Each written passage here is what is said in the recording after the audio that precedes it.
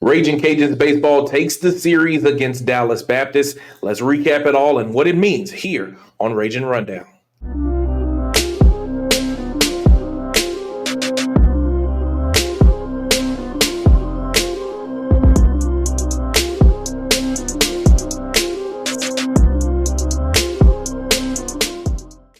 What's good, ladies and gentlemen, and welcome into another episode here on Ragin Rundown, the show where you will know all things UL athletics.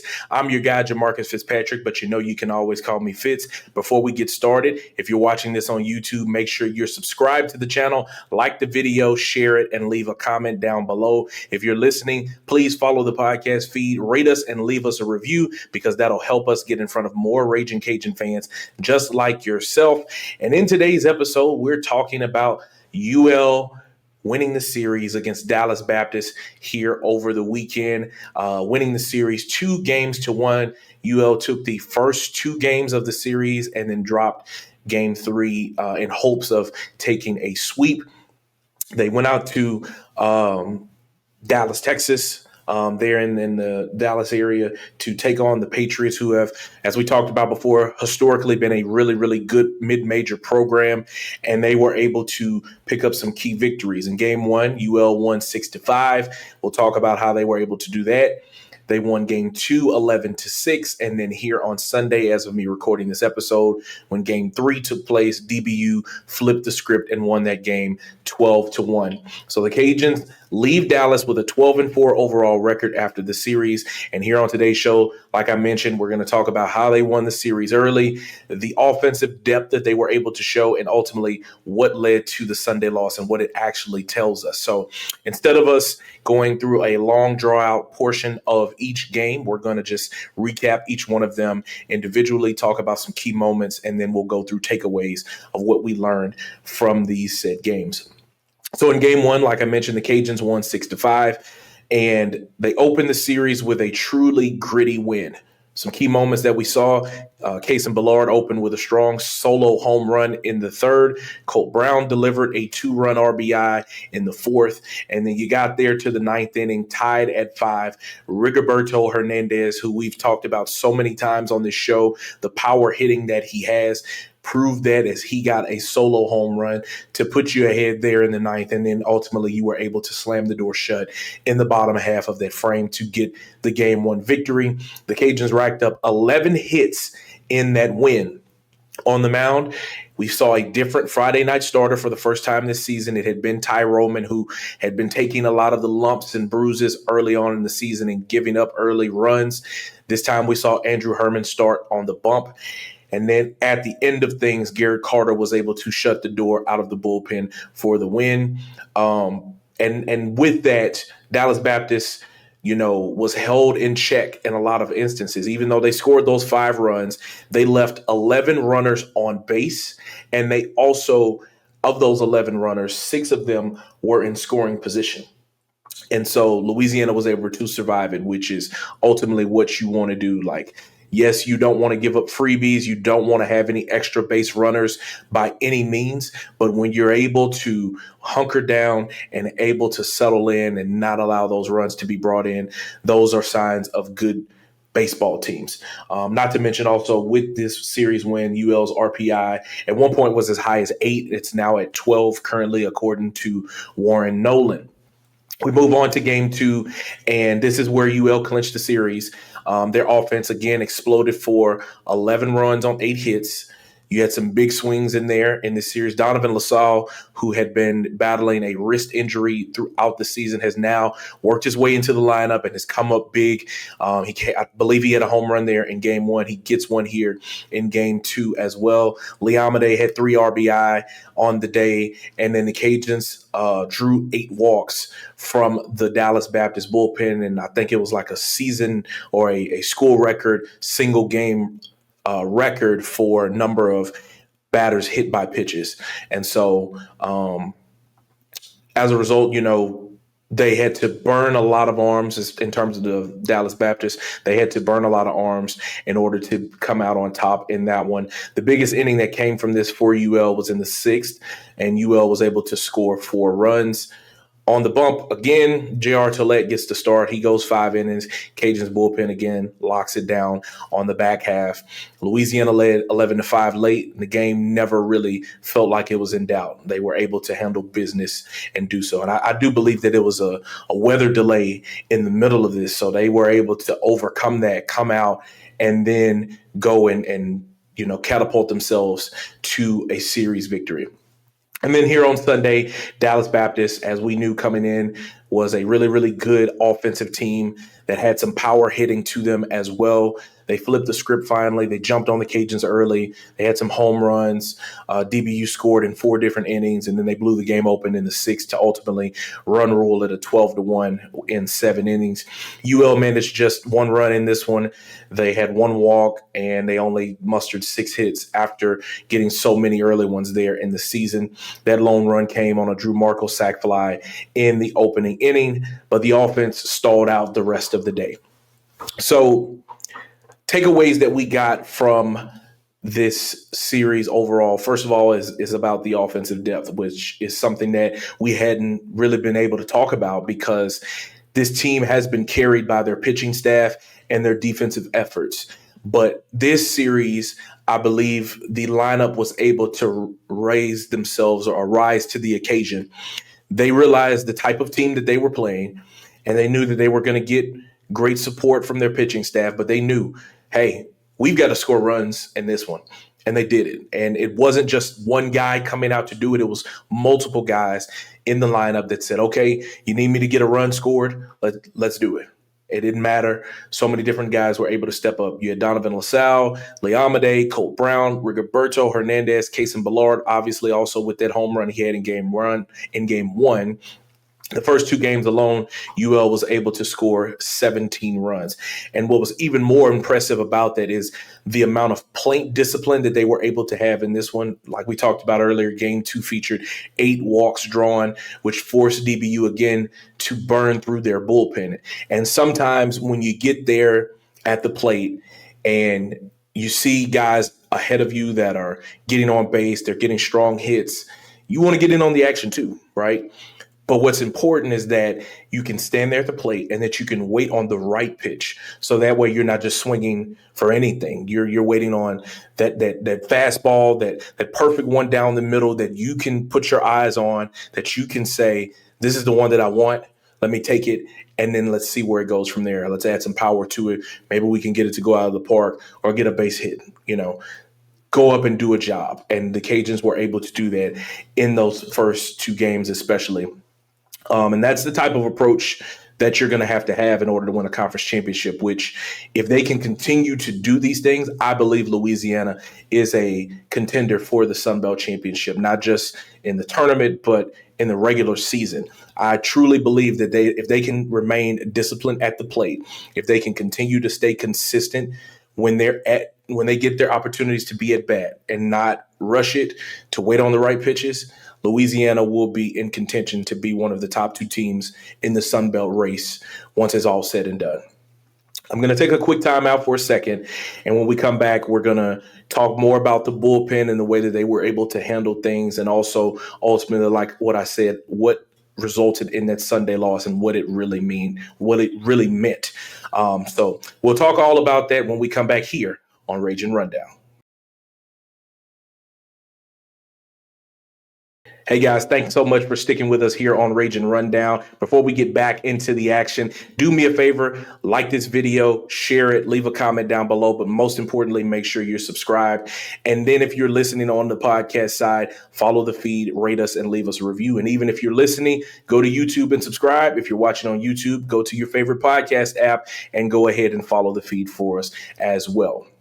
So before we went to break, we talked about how impressive the offensive depth of this team was in this Dallas Baptist series, but also the bullpen was able to do some good things as well. And I know you say, well, Jamarcus, they gave up 12 runs in game 3. They gave up 6 in game 2 and then 5 in game 1. Like, how can they have possibly, really had a great day? And what's important sometimes is the perspective of it and not just always seeing how the box score played out. It's the moment that you're able to respond. right? So we go to game one. If I can pull the box back up, you go in game one, right, and you're leading in this one at one point. I just pulled up game two. My bad, guys. You're in game one, and it is, I think, 4-2, 4-3 at one point in the game, and then Dallas Baptist scores 2 runs in the bottom of the sixth, so that would make it 5-4 at that point in the game. And then your bullpen responds in the seventh, eighth, and ninth, and they have 3 scoreless innings. Early on in the game, you held them to 3 scoreless innings, the first, second, and third. The bulk of what Dallas Baptist was able to do was in the fourth, fifth, and sixth. So whether that was early on or whether that was late, the bullpen had either a early great start or a later response, which was something that they did also earlier in the week in the win over LSU. They had a response every time LSU came out and tried to get something going. And they were able to do the same thing against Dallas Baptist, especially there in game one. In game one, obviously, you saw Andrew Herman go out. He went 5 innings. He struck out 9, and then he allowed those 5 earned runs. And then after that, you don't allow any more runs to be scored. Tyler Pappenbrock comes in and for 2/3 of an inning, and then Garrett Carter slams the door with 3 1/3 and a strikeout as well with facing 15 batters. Very confident way that they were able to handle business. Game two, 3 relievers were able to combine to allow just 1 run. That's big because, like what we talked about before, DBU has been known for being dangerous, especially being there at home. So the Cajuns pitching staff kept them contained for most of the weekend. Again, it's the moments in which things happen that they were able to slam the door shut for you instead of making it a slugfest, right? So again, innings 1, 2, and 3 in game two, you hold them scoreless. They have a big fourth inning where they score 5, and then they go scoreless again in the 5th and the 6th, and then you hold them scoreless again in the 8th and the 9th. Okay? Early on, game two, you have J.R. Tollett that runs out. He goes up 5 innings. He gives up 5 earned runs. Ty Roman, who was normally your Friday night guy, comes in for 2 1/3. He gives up an earned run. He walks 2 batters. He gets a strikeout.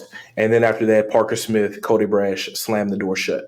So again, your 3 relievers were able to come in, and as that Dallas Baptist offense tried to find rhythm, they responded and was able to close the door shut.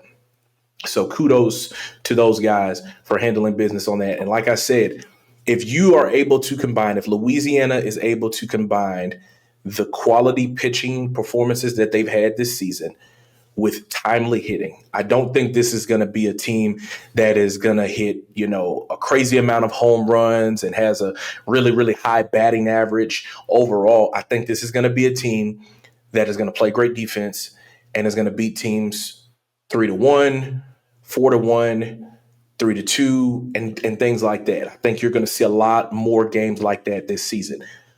But like what we've talked about multiple times on this show, and not just in baseball, defense is what will win you a championship. And right now, Louisiana has a very, very great championship caliber defense that they have to continue to build on as they inch closer now with conference play looming this coming week. The final takeaway that we can look towards in this series is, obviously the Sunday loss. You would have wanted the sweep, but on paper that looks really ugly. It's a 12-1 loss. You get run ruled. That's not what you really wanted. But as we know, baseball is a very interesting sport, and college baseball is a part of that as well. You have a lot of things that you're dealing with. Sometimes you're experimenting with the lineup. You might be trying different things out of the bullpen. And the Cajuns did that. I mean, if I'm not mistaken, we even saw Colt Brown touch the mound. We did. So Sawyer Pruitt gets a start on the weekend, which, again, you're experimenting. He goes 4 2/3 inning. He finally gives up an earned run. He goes 4 2/3 inning. He allows 6 hits, 4 earned runs, and 4 strikeouts. And he takes the loss, his first loss of his career. So he's 2-1 now. And then after that, you go Hayden Pearson, Cohen Alfonso, Colt Brown, who has been your catcher but has the ability to pitch, and then Bryce Wilson as well. So I'm not going to overreact about this at all because, again, we have seen what the bullpen can do overall. And I think Coach Deggs has talked about it before that he is looking at things from a big picture perspective sometimes. And even though you would want a sweep and you're playing every game to win it, and he's talked about this, sometimes you're not necessarily willing to give a loss to experiment something, but you're willing to give up a little bit of something to potentially have options later down the line. You never know what scenario you might run into where Colt Brown might have to hop on the bump. You never know how healthy Jose Torres will continue to get. And again, if you may need Colt Brown later down the line, you will have been able to say, hey, we got him in there. We can throw him in there for an inning, 2 innings, a third of an inning in a situational scenario, whatever it is. It gives you options down the line. But because you were able to take care of business the first 2 games of this series, you weren't necessarily stressing in a rubber match or anything like that. You were able to come in, handle business. You take a series against a very quality opponent, and now you finish off the week 3-1, which is still very, very good. Again, you would have wanted to go 4-0 and sweep the series on top of getting the win over LSU earlier this week. But at the end of the day, picking up the first 2 wins and the series is ultimately what you wanted to begin with. So that's what good teams are able to do. You go on the road, you go into an environment where you have to create your own energy, you have to get things going early, and you leave Dallas with a series win 2-1, and you walk out of the weekend feeling pretty good about yourself. So again, Louisiana is now 12-4 overall on the season, and now you have conference play looming right ahead. This week is a 5-game week for the Ragin Cajuns, as Tuesday they will welcome in Texas of Rio Grande Valley. And this team is not very good, to be candid with you guys. They're 7-9. They have a 240 batting average, and their pitching ERA is a 6.67. Both of those numbers, I think, are the lowest in the Southland Conference. And then on Wednesday, they welcome in McNeese to the Teague. And then that weekend, baseball begins conference play as they will see South Alabama come to Russo Park to start conference play. So you've done really well in non-conference play, and your RPI, like we talked about earlier, is very, very high. Now it's about carrying that over into the rest of the season, into conference play, and to potentially put yourself in a position to be one of the best teams in the Sun Belt, potentially be ranked, and who knows, maybe open the door for yourself to host a regional there at the Teague, and how electric that would be. I think that if the Cajuns can continue to stack wins, and to be honest, I feel like Louisiana should be a ranked team right now after this weekend, even though they didn't get the sweep over Dallas Baptist. I think that Louisiana baseball should be ranked in the top 25 come Monday or tomorrow when that should be released. There's no doubt about it that this team is talented, that they have good defensive players, and that they're able to get timely hits in big moments. So kudos to the Ragin Cajuns baseball program. Also, softball went 2-2 at the Ocana Invitational, dropping both games to Oklahoma, beating Abilene Christian handedly in both of those games. So now they are 16-10 on the season. They start conference play on the road as well at Southern Miss. So we will be keeping our eyes on both Diamond Sport teams as we move along. And we may potentially be dropping an episode talking about what it is that softball really needs now going down the stretch in conference play to be true contenders for the Sun Belt crown. Guys, if you made it to this point in the video, thank you so much. I greatly appreciate it. If you're watching on YouTube, make sure you smash that subscribe button, like this video, share it, and leave a comment down below. If you're listening on the podcast feed, follow the feed, rate the show, and leave us a review, because that will help us get in front of more Ragin Cajun fans just like yourself. I'm your guy, Jamarcus Fitzpatrick. We'll see you guys next time.